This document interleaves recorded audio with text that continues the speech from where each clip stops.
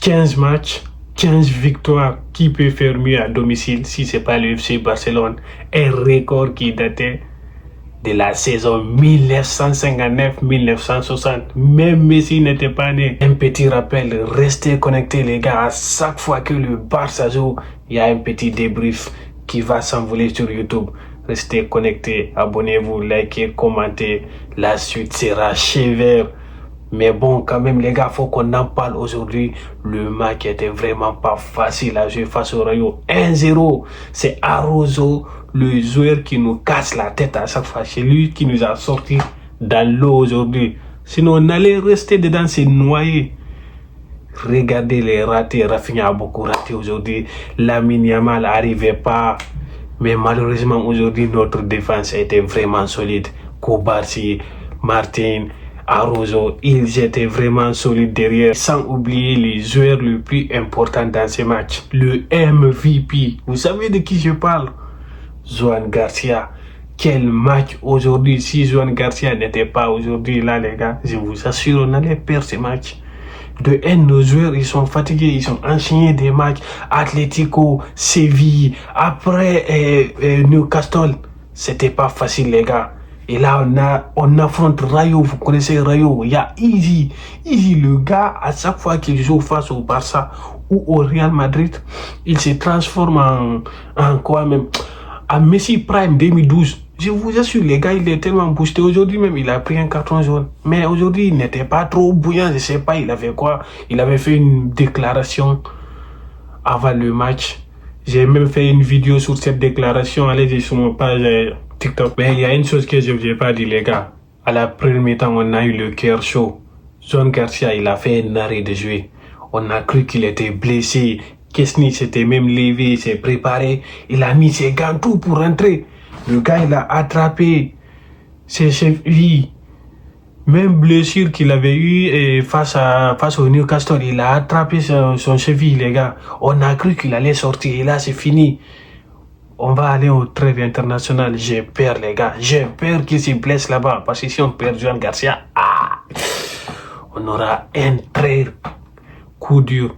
Vous connaissez les attaquants de Tico en quart de finale. On a 3 matchs face à eux. 3 matchs. Un en Liga, en Ligue des Champions, aller comme retour. Si on n'a pas Joan Garcia, devant Alvarez, devant l'autre là, Lookman, l'autre là, Griezmann.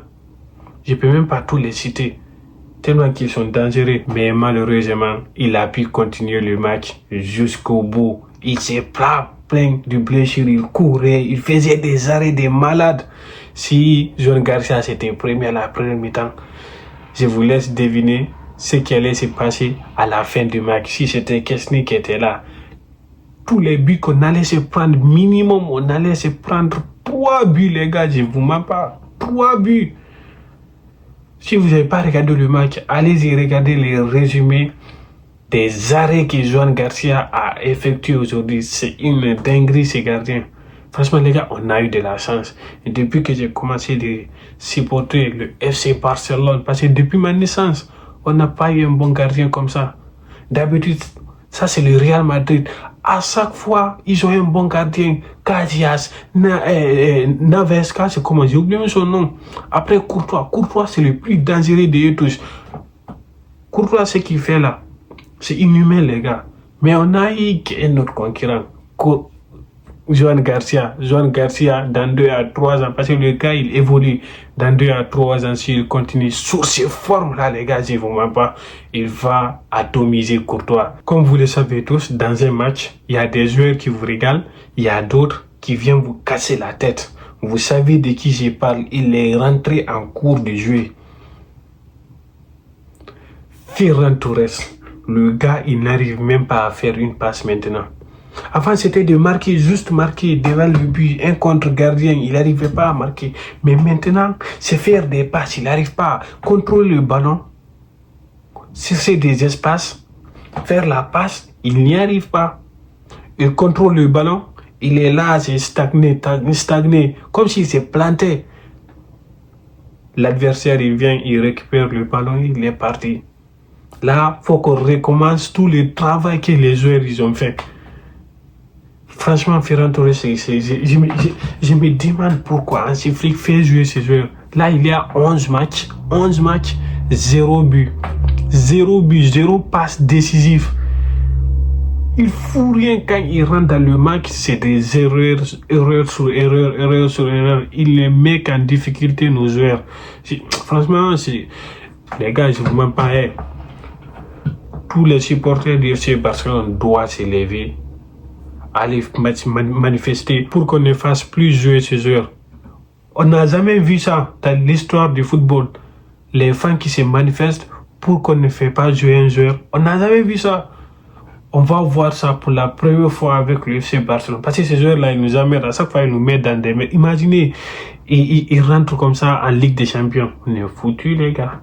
Surtout en demi-finale ou en finale.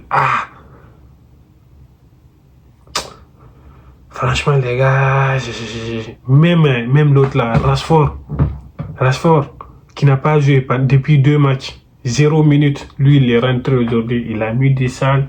Il a mis en danger l'adversaire. Il a montré ce qu'il valait. Mais Ferran Torres, Lewandowski, lui, c'est au fait, lui, il a déjà prouvé, il est vieux, on ne va pas trop stagner sur lui. C'est un grand joueur, mais lui, il est finito. J'espère qu'ils ne vont pas renouveler son contrat pour qu'il reste. On doit le libérer. Il va partir en Arabie Saoudite ou aux États-Unis ou en Chine, où il veut. Il n'a qu'à partir.